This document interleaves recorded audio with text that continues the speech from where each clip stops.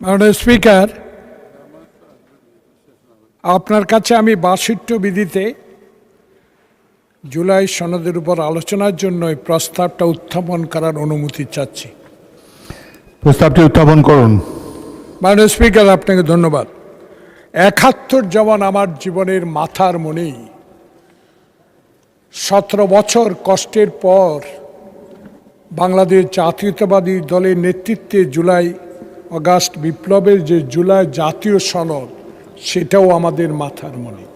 সদস্য, আপনি একজন অভিজ্ঞ সংসদ সদস্য, এই পর্যায়ে আপনি কেবল নোটিশটি পড়তে পারেন। নোটিশটি পড়েন, পরে বক্তব্য দেওয়ার সুযোগ। জুলাই জাতীয় সনদ ২০২৫।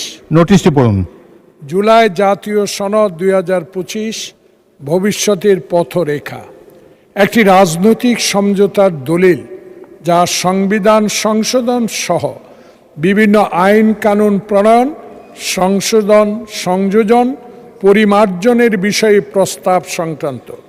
সেই কারণে উক্ত জুলাই জাতীয় সনদ ২০২৫-এর বাস্তবায়ন পদ্ধতি কী হবে সেই বিষয়ে সংসদ মুলতবি রেখে আলোচনা করার জন্য আমি ৬২ বিধি আপনার মাধ্যমে উপস্থাপন করছি। আপনাকে ধন্যবাদ।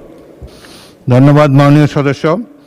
কার্যপ্রণালী বিধির ৬৫(২) বিধি অনুযায়ী সংসদের অনুমতি পাওয়া মুলতবি প্রস্তাবের ক্ষেত্রে সংসদে কাজের অবস্থা বিবেচনা করে মঞ্জুরি তারিখ হতে ৩ দিনের মধ্যে যথাশীঘ্র স্পিকার কর্তৃক ধার্য দিনে ওই দিনের সর্বশেষ বিষয় হিসাবে অনধিক ২ ঘণ্টা কাল প্রস্তাবটি আলোচিত হবে। সেই হিসাবে আমি আগামী ৫ই এপ্রিল ২০২৬ তারিখ রোজ রবিবার দিনের সর্বশেষ বিষয় হিসাবে ২ ঘণ্টা কাল মাননীয় সদস্য জনাব জয়নুল আবেদিন ফারুকের এই মুলতবি প্রস্তাবটি আলোচনার জন্য সময় নির্ধারণ করছি।